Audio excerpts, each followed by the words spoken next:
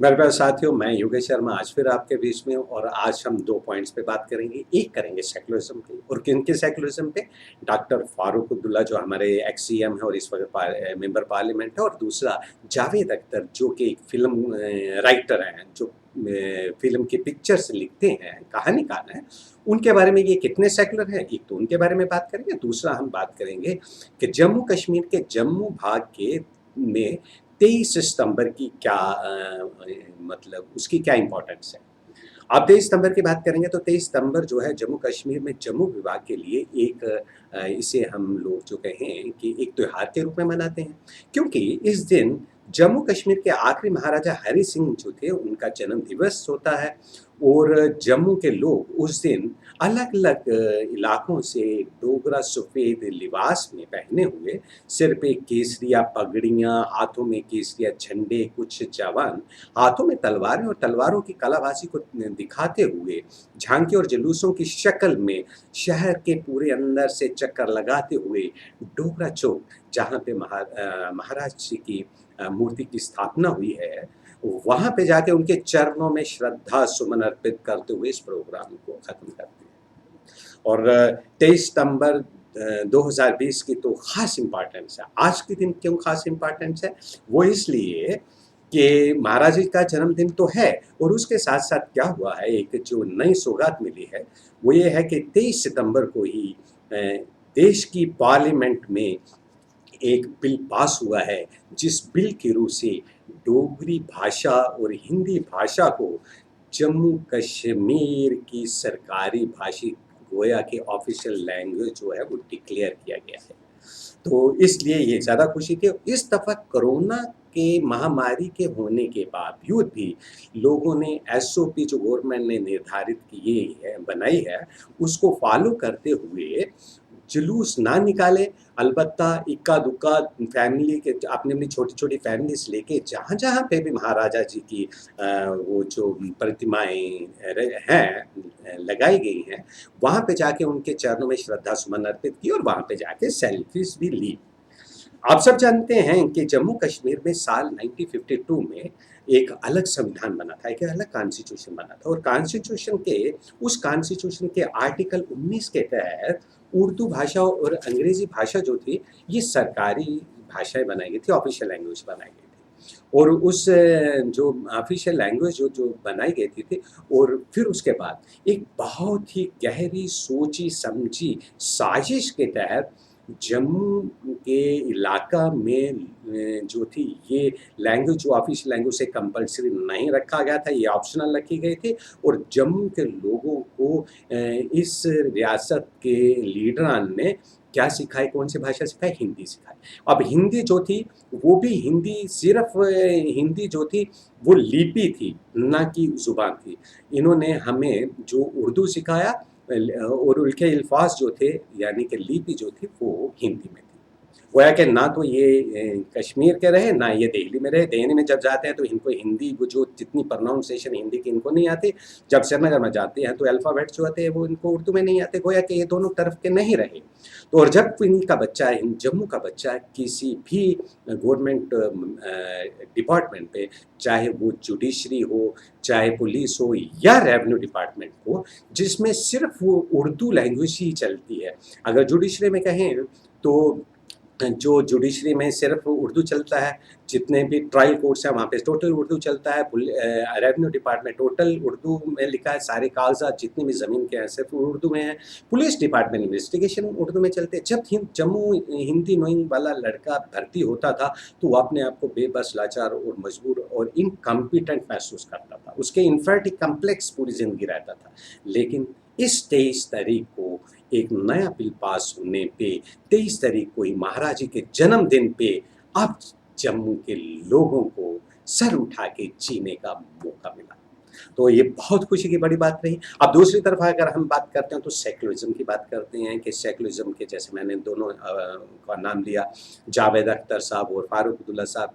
आपने देखा होगा जब भी कोई कॉन्फ्रेंस होती है, सेमिनार हो, डिबेट हो, कोई डिस्कशंस हो, तो किसी भी से जगह ये दोनों जो हैं सेकुलरिज़्म का झंडा लेके सबसे अगली पंक्ति में बैठे मिलेंगे।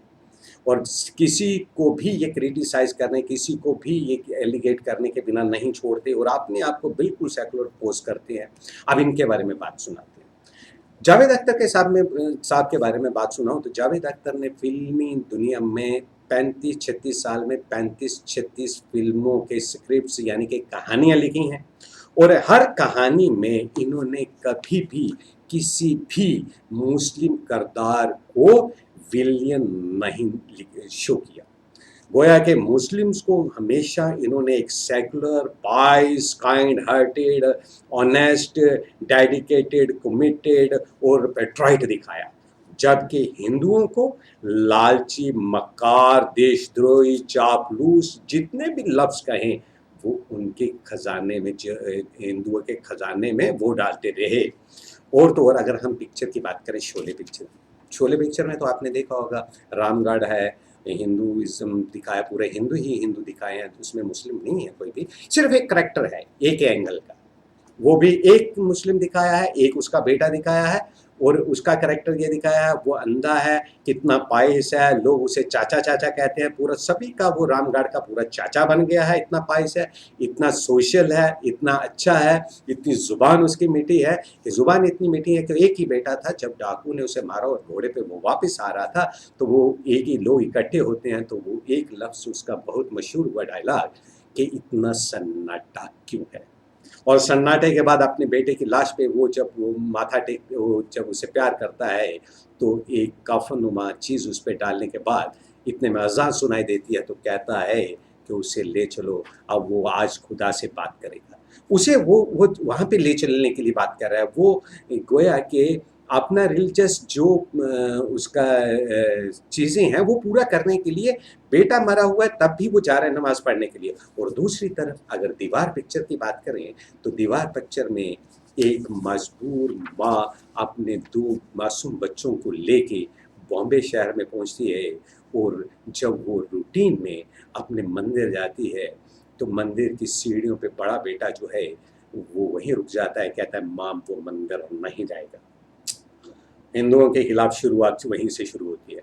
छोटा बेटा मंदिर माथा टेकने के लिए माँ के साथ जाता है, जब वापस आके वो प्रसाद, जब वो पंडित जी का दिया हुआ भगवान के चरणों का प्रसाद जब वो वापस लाता है तो माँ जब उसके प्रसाद बड़े बेटे को देने लगती है तो बेटा इनकार करता है, बाजू अपने दोनों तरफ दबा देता है, कहता है वो प्रसाद नहीं लेता। और उसके बाद दूसरे सीन में ही जब वो बेटा जो बड़ा हो गया है, जवान हो गया है, अमिताभ के रूप में आ गया है, तो वो कुल्ली बन चुका होता है, तो माँ फिर मंदिर गई है छोटे के बेटे के साथ, जब वापस आती है, जब फिर उसे प्रसाद देने की कोशिश करती है, वो कहता है माँ तुम जानती हो वो मंदिर का प्रसाद नहीं लेता। गोया कि फिर तौहीन का लेवल उसकी जवानी तक उन्होंने रखा। और उसके बाद जब वो बेटा, एक चीज़ उसमें आपने नोटिस की होगी, हिंदू लड़का होने के बाद, कुल्ली होने के बाद 2 चीज़ों से वो पूरी पिक्चर में प्रभावित था। एक तो बिल्ला उसने कंधे पे लगाया था जो 786 था, जो हिंदुओं का नहीं था, जो मुस्लिम बिल्ला था। एक हिंदू लड़के को मुस्लिम बिल्ला क्यों लगाया गया, ये जावेद अख्तर साहब क्या प्रूव करना चाहते थे। फिर उसके बाद वो बिल्ला जो है वो जब तक वो बड़ा हो गया, स्मगलर बन गया, फिर जेब में उसने बिल्ला रखा, फिर फायर होते रहे, फिर वो बिल्ले को लगते रहे, फिर बिल्ला चुभता रहा, फिर जब बिल्ला उसके गिर गया, उसके हाथों से छूट गया तो फिर उसके गोली लगी। गोया जब तक वो जिंदा रहा, बिल्ला उसके साथ रहा, उसे कुछ नहीं हो सका, तो और वो बचता रहा, वो मरा नहीं, और जब बिल्ला उससे छूटा तो तब मरा। गोया कि ये जावेद अख्तर साहब ये प्रूव करना चाहते हैं कि मुस्लिमिज्म को जब तक आप अडॉप्ट कर रखेंगे तुम्हें कोई नुकसान नहीं होगा, जब तुम छोड़ोगे तो तुम्हें नुकसान होगा। हिंदू धर्म के बारे में ये उन्होंने साबित क्या किया, अब हिंदू धर्म के बारे में साबित किया कि अमिताभ की माँ जब उससे बीमार होती है तो वो मंदिर पे जाता है, भगवान शिव के पास पहुंचता है, तो उस वक्त भी वो वहाँ पे माथा नहीं टेकता, वो वहाँ पे उससे आंखों से आंखें मिला के कहता है भगवान शिव की मूर्ति के पास कि आज तुम खुश बहुत हुए होगे। क्या मानसिकता दिखाना चाहते थे जावेद अख्तर साहब हिंदू बच्चों की, ये हिंदू बच्चों के जीन्स में गन क्यों डाल रहे थे। इनकी मैक्सिमम पिक्चर्स में ऐसा ही रहा है, इन्होंने कभी भी हिंदुओं को ठीक नहीं दिखाया। और तो और अगर हम इनकी बात करें इसके अलावा, अब ज़्यादा बात नहीं करेंगे, तो इसमें ही बात खत्म करेंगे। अब दूसरी बात करेंगे दूसरे सेकुलर नेता, हमारे डॉक्टर फारूक अब्दुल्ला साहब। ये भी सेकुलर नेता है, जम्मू में आते हैं, राम राम का गाना गाते हैं, बाइबल में क्या है ये मालूम नहीं, लेकिन राम जी का गाना ज़रूर गाते हैं। यहाँ पे पार्टियों में, शादियों में नाचते भी हैं, और तो और कई बेटियों के साथ नाच के भी चीज़ें वायरल होती हैं। कश्मीर में कभी बुर्के वाली लड़की के साथ नाचता तो नहीं देखा होगा। ये जम्मू वाले हैं कोई साथ नाचते हैं और माँ बाप खुश होकर वायरल करते हैं, फारूक साहब मेरी बेटी से नाच रहे हैं, कितने अच्छे लग रहे हैं। ये मानसिकता यहाँ पे पैदा हो चुकी है। फिर उसके बाद अगर ये सेकुलर इतने हैं, राम जी के इतने भगत है, इतने गाने गाते हैं, तो फिर कारण क्या हुआ कि 1982 में जब वो पहली दफ़ा ही चीफ मिनिस्टर अपने पिताजी के मौत के बाद बने, मरने के बाद, तो 1982 में ही उन्होंने एक जम्मू कश्मीर की लेजिस्लेटिव असेंबली में एक बिल पास करवाया ना, जिसका नाम रीसेटलमेंट था। रीसेटलमेंट का मतलब कि वो मुस्लिम लोग जो पाकिस्तान में 1947 में चले गए थे, उनको ही वापस आने के दरवाजे खुले गए। क्यों? सिर्फ मुस्लिम्स वापस आने के, चूंकि गए तो वही थे, वो तो इसलिए गए थे चूंकि वो मुस्लिम देश बन चुका था पाकिस्तान में, वहां पे उनके साथ कोई ज्यादती नहीं हो रही थी, वो वहां पे सिटीजन बने बैठे थे। अब उनको वापस 82 में बुला रहे थे, और बुला रहे थे। फिर उसके बाद जम्मू के ही एक लीडर ने, जम्मू के एक बड़े नेता कहूँ, या ये कहूँ कि सुप्रीम कोर्ट के लॉयर ने वो केस लड़ा, और वहां तक कि उसे स्टे दिलवा के भी यहाँ पे उन लोगों को नहीं आने दिया। हम सब जम्मू वासी इस इंसान का दिल से शुक्रगुजार करते हैं कि उसकी वजह से वो लोग नहीं आए, वरना यहाँ पे वो आ चुके होते। और आप कहाँ होते, हम कहाँ होते। मैंने अभी नाम नहीं दिया, वक्त आने पे ज़रूर नाम दूंगा उनका, उन नेता को दिल से हम प्यार करते हैं उनसे।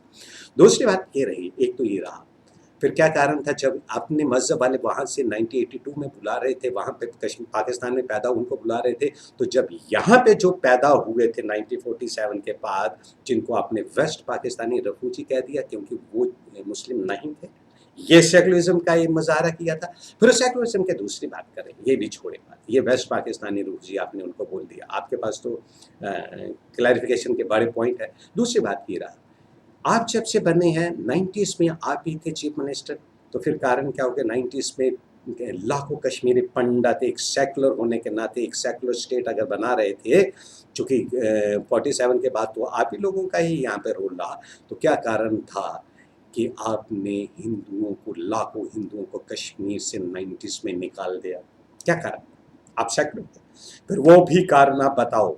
फिर क्या आप ये बता सकते हैं कि 98 से लेके अभी तक जम्मू में कितनी नई मास्क बनी हैं और कश्मीर में कितने नए मंदिर बने हैं, ये बता सकते हैं? अगर कश्मीर में मंदिर नहीं, क्यों इसलिए पूछना है क्योंकि इस दफ़ा अभी आपने ये कहा है कि श्रीनगर में वो ये 370 जो तोड़ी गई है, वो उसके बावजूद वहाँ पे श्रीनगर में डेमोग्राफी चेंज नहीं होने देंगे। एक सेकुलर आदमी की ज़ुबान से लिख रहा है कि डेमोग्राफी चेंज नहीं होने देंगे, गोया कि श्रीनगर में ये नॉन मुस्लिम नहीं बसने देंगे। एक तरफ डंडोरा पीटना है कि वो सेकुलरिज्म का, राम जी के गाने गाने और वहाँ बसने नहीं देना है।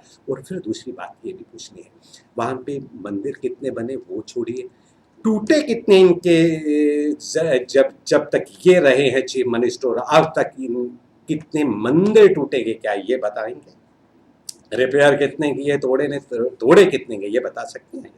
और तो और यहाँ के बातें, वहाँ पे तो सिख भी रहते हैं, वहाँ पे हर कम्युनिटी रहती है, ये तो आप मानते हैं कश्मीर में। तो क्या कारण है कि सुबह अज़ाएं सिर्फ मस्जिदों से सुनाई देती हैं, मंदिर की घंटियाँ क्यों नहीं सुनाई देती, या गुरुद्वारों में शब्द कीर्तन क्यों नहीं सुनाई देते? कारण क्या है? उनके स्पीकरों को क्यों बंद कर रखा है, वहाँ से उनको क्यों परमिशन नहीं है? इस सेकुलर आदमी से क्या पूछना बनता है या नहीं बनता? मेरे प्यारे साथियों, यहीं तक रखता हूँ। कितने सेकुलर हैं और कितने कम्युनल हैं, ये आप फैसला करो। मेरा काम था सुनाना। अच्छी लगे लाइक करो, सब्सक्राइब करो, फिर नई वीडियो का इंतज़ार करो, नई लेके आऊँगा। तब तक यही कहूँगा, जय माता दी।